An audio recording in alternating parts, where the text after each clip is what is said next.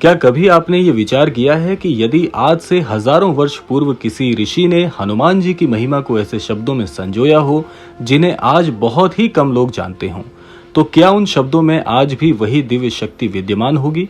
क्या ये संभव है कि रामकथा के बहुत सारे ऐसे रहस्य हैं जो लोक प्रसिद्ध बहुत से ग्रंथों में वर्णित ही नहीं हुए, और अगर वर्णित हुए हैं तो उनका व्याख्यान कहीं पर भी नहीं हुआ, अर्थात ये बहुत दुर्लभ हैं, किंतु विद्वानों के ग्रंथालयों और संस्कृत पांडुलिपियों में आज भी सब कुछ सुरक्षित वैसे का ही वैसा लिखा हुआ है। आज की ये कथा किसी कल्पना पर आधारित नहीं, ये उस प्राचीन साहित्यिक परंपरा की ओर संकेत करती है जिसे बहुत से दिव्य ग्रंथों का भाग माना गया है, और बहुत सी चीजें उनमें ऐसी वर्णित हैं जो आज से पहले आपके लिए सुनना बहुत ही दुर्लभ तथ्य माना जाएगा।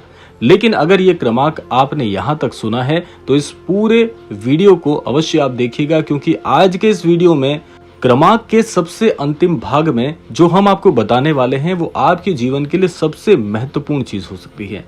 तो इसीलिए क्रमांक के साथ में बने रहिएगा, वीडियो को बिल्कुल भी स्किप मत करिएगा। आइए प्रारंभ करते हैं आज का ये दिव्य अध्याय।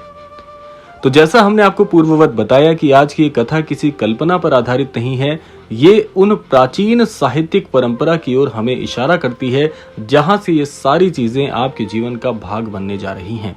यद्यपि इसके विभिन्न संस्करण उपलब्ध हैं और विद्वानों के बीच इसके रचना काल को लेकर बहुत मतभेद भी है, फिर भी संस्कृत साहित्य में इसका विशिष्ट स्थान स्वीकार किया गया है।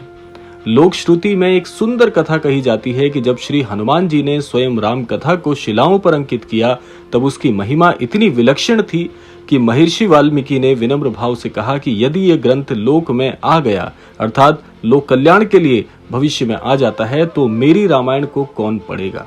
ये कथा ऐतिहासिक रूप से सिद्ध नहीं मानी जाती, परंतु भारतीय परंपरा में यह हनुमान जी की विनय और त्याग का अत्यंत प्रेरक प्रतीक भी बन चुकी है। और आज की ये कथा, जैसे हमने आपको बताया, कि किसी भी प्रकार की कल्पना से परे है और ये उस प्राचीन साहित्यिक परंपरा की ओर संकेत करती है जिसे श्री हनुमान नाटक अथवा महानाटक के नाम से भी जाना जाता है। ये कथा ऐतिहासिक रूप से पूर्णतः सिद्ध तो नहीं है, परंतु भारतीय परंपरा में ये हनुमान जी की भक्ति और हनुमान जी के आचरण का सबसे शुद्ध उदाहरण है। यही कारण है कि हनुमान जी केवल बल के देवता नहीं, वो ज्ञान, विनम्रता और मौन तपस्या के आदर्श भी हैं।